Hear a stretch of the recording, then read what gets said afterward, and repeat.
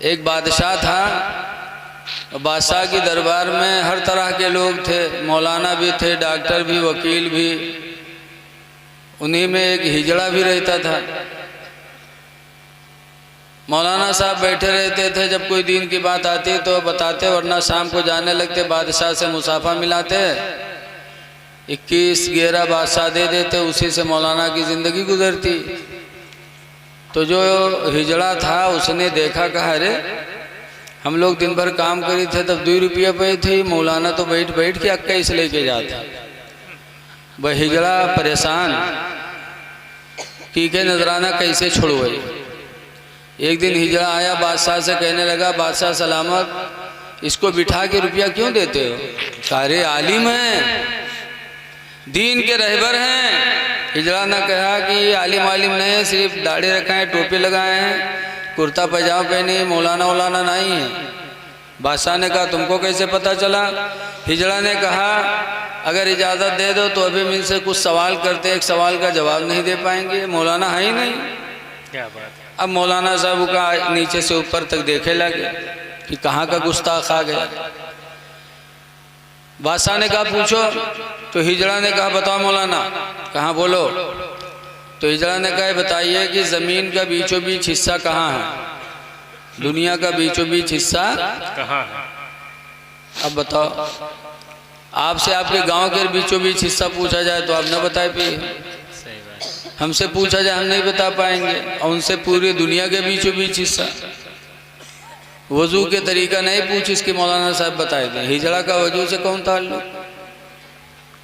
मौलाना साहब परेशान, कहीं और कौन सवाल है? कहीं हाँ एक सवाल और है। कहीं का कहीं नहीं बताओ कि आसमान पर तारे कत्ते हैं।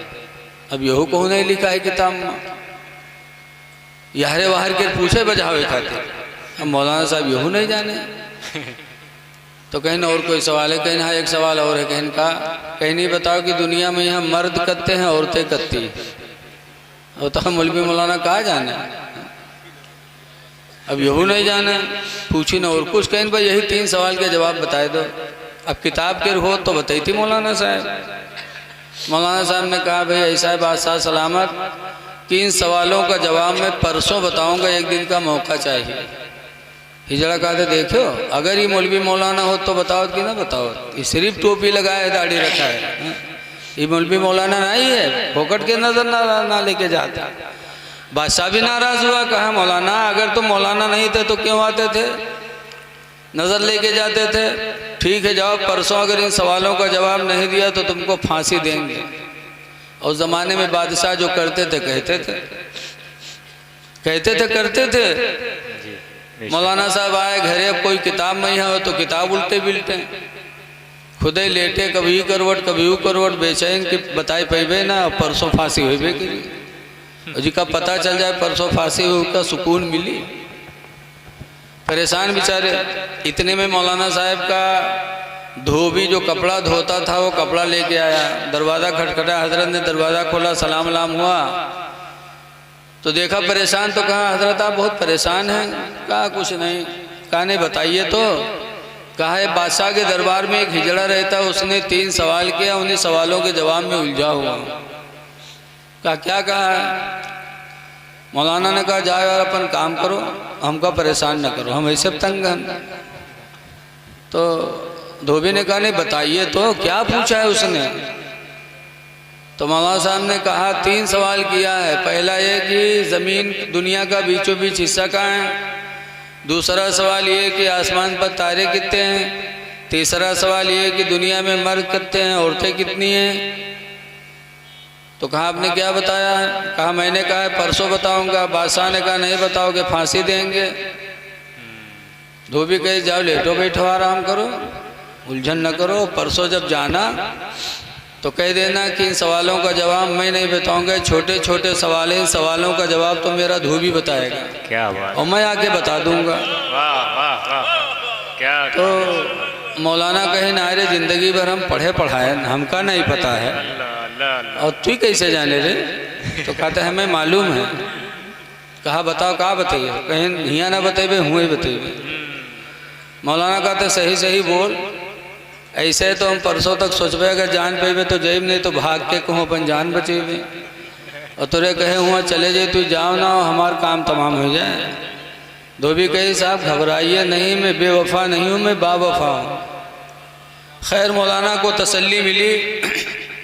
तीसरे दिन जब मौलाना गए तो हिजड़ा ताक में खड़ा रहा, जानत रहा कि आज बताए पे है ना फांसी हुई भी करी। वह हिजड़ा आ गया, कहीं हाँ बताओ मौलाना। मौलाना ने कहा चुप चुप, ये छोटे छोटे सवाल, इन सवालों को जवाब मेरा धोबी बताएगा। क्या कहाँ है धोबी, कहाँ आ रहा है। अच्छा। इतने में धोबी गधा पर बैठा सोंटा लिए पहुंच गया। क्या कहेंगे। आने की इजाज़त मांगी तो इजाज़त मिली, तो गधा से उतरा नहीं, गधा समेत बादशाह के कमरे में घुसे लगा। तो लोगों ने डांटा, कहा बदतमीज़, यहाँ अच्छे लोग आ नहीं पाते, गधा लेके आ रहा है। अल्लाह। यानी गधा लेके जाऊंगा, गधे के सवाल का जवाब गधा ही बताएगा, कोई दूसरा नहीं बता सकता। खैर पहुंचा वहाँ पे,